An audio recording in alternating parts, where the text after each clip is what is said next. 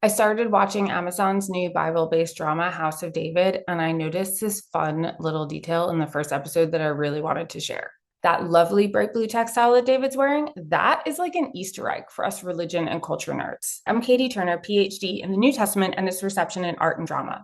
Let's look at another scene. In this flashback to David's childhood, it comes a few minutes later, we can see that the textile, a veil, originally belonged to David's mother. The reason this stood out to me isn't just that it's a strikingly different color from the rest of the beiges and muted tones used in the costuming, but that it is a color that is distinctly associated with Jesus's mother, Mary. Since the 12th century, expensive bright blue pigment made from precious minerals has been used in depictions of Mary's garments, usually her cloak or her veil. And we can see this in stained glass, in illuminated manuscripts, in paintings, on stage, and of course on screen.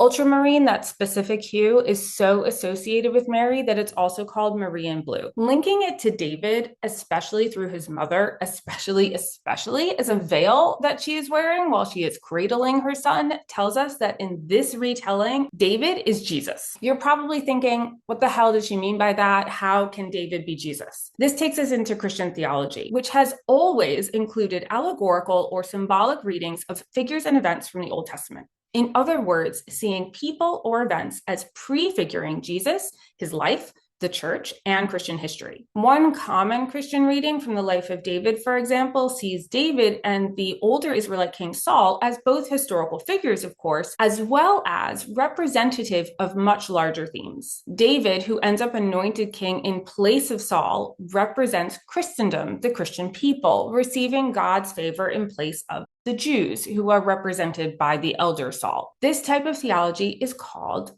supersessionism.